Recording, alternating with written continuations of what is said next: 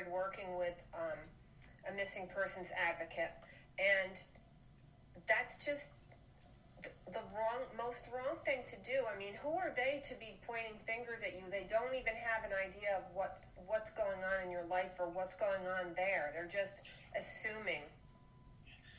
Correct. And here's the other thing, and I'm not going to say which officers said this, but like Allegheny County said, a lot of things would be different if they had Kaylene's case from the beginning, and if Kaylene would have been put in the computer system as a missing person in the beginning. So let me go ahead. Let me just verify. They didn't get the information because of why? Now, Etna Police Station, which I'm willing to say this on the air because I have actually all the snap-proof evidence, Etna Police Station, whenever Kaylene's mother and I reported Kaylene missing back in January of 2020, they did not put Kaylene in the computer system until March 13th, 2020, which was 2 months and a few days later. And do they have a reason why they waited so long? They did not tell us or the Allegheny County the reason why. Now, the other thing that they, in my eyes, they did wrong, because they don't even have a detective in their police force. The other thing that I feel as though that they did wrong was we begged them.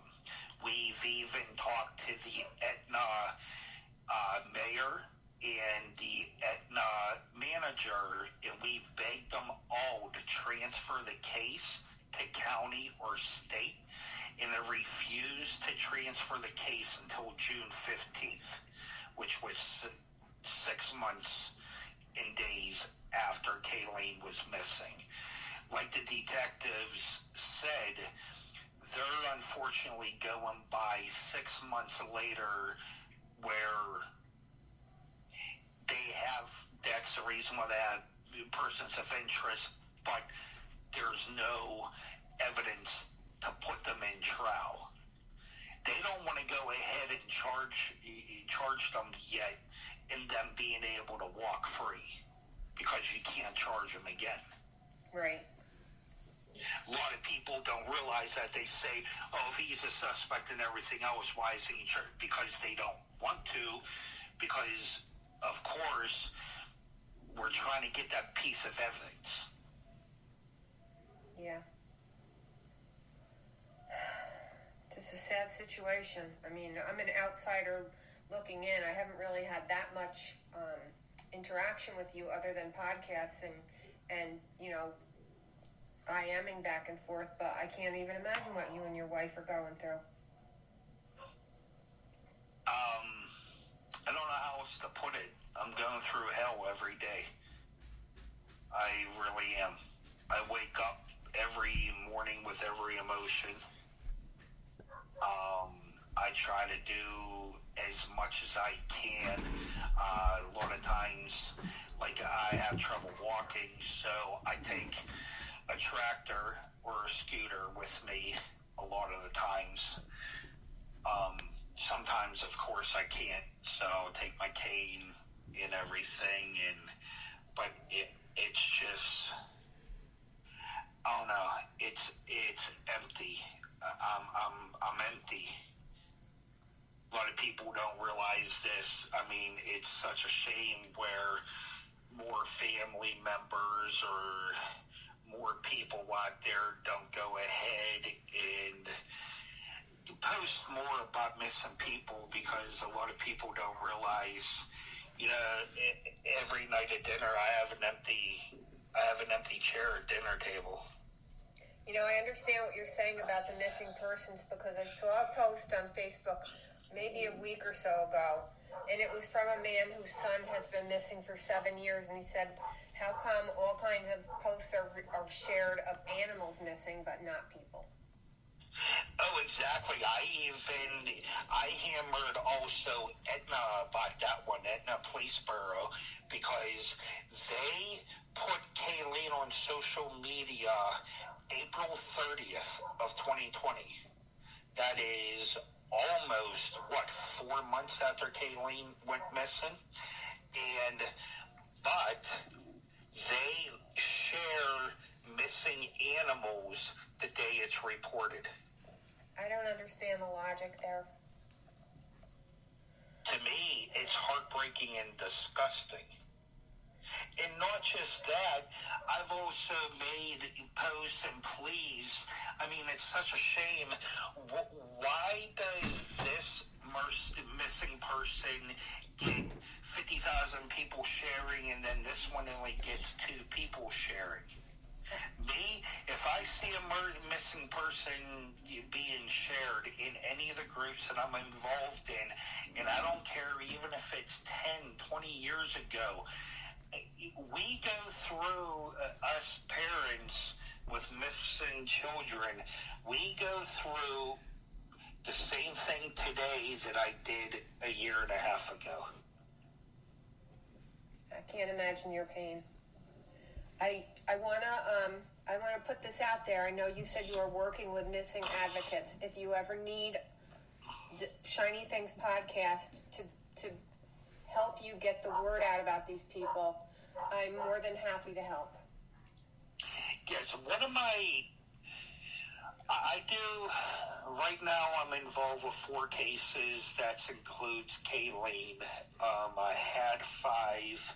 Unfortunately, one of them was found deceased.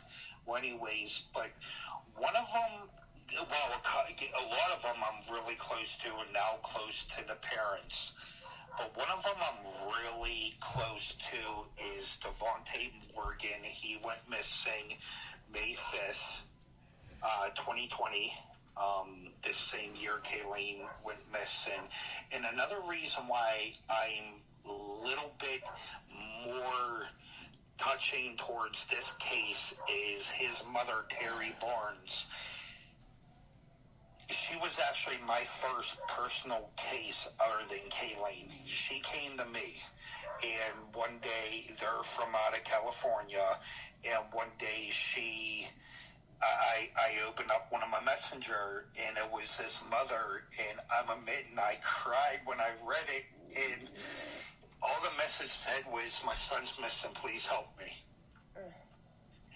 And, with that being my first case and the first time that I felt someone else's pain,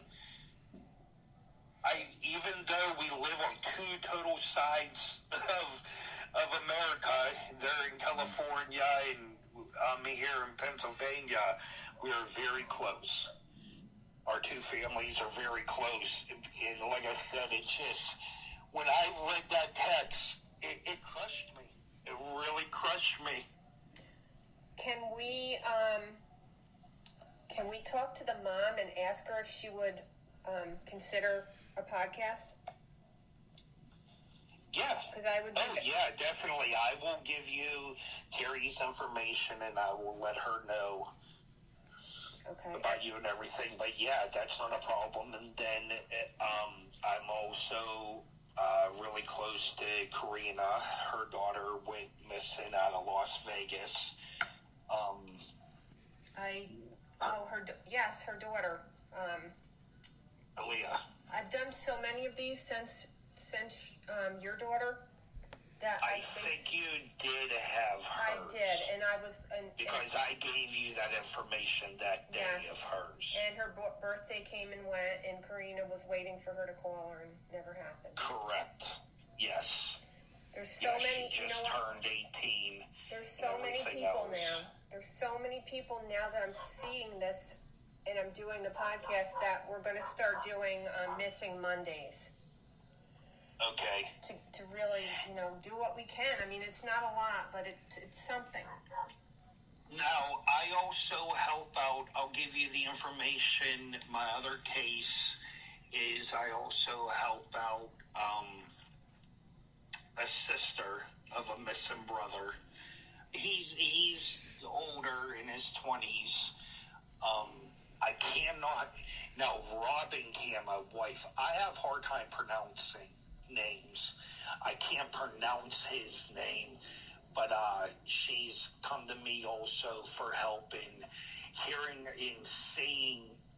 Well, I would say hearing, but what I mean by hearing is whenever I see what people post and whenever they're trying to get help, the reason why I say hear it is because now as a parent of a missing child, I can hear it. I don't just read it.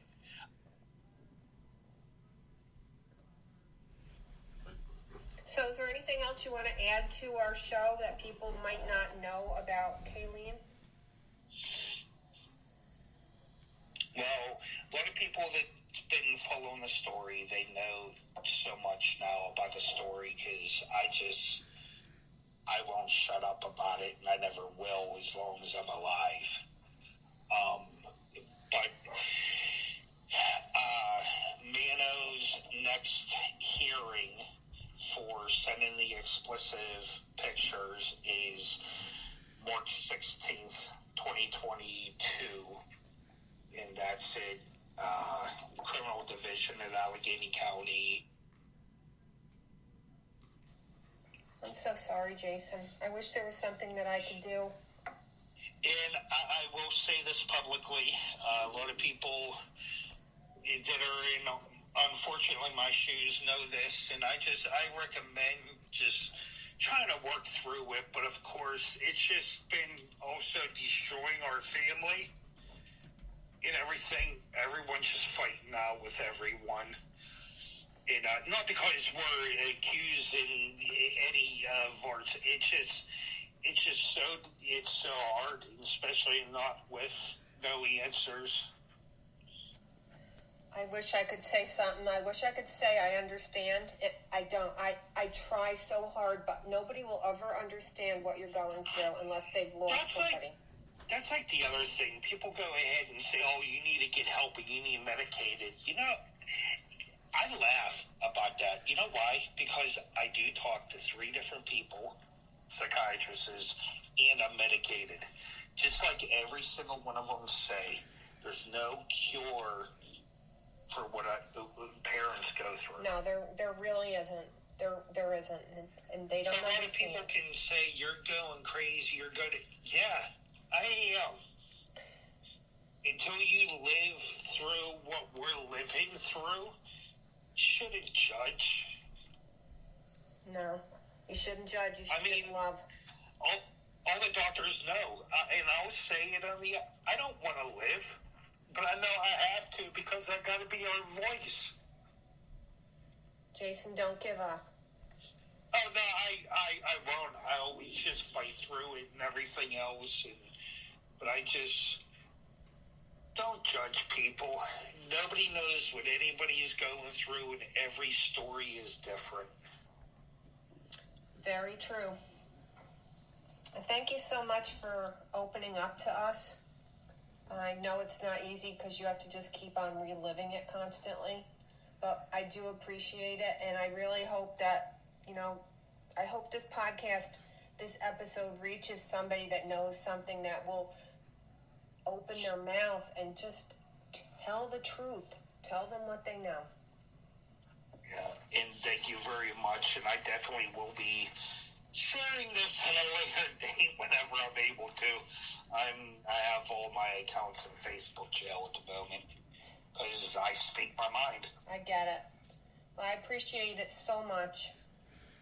I appreciate you having me on and following Kaylene and help spread Kaylene's voice. It's my honor, Jason.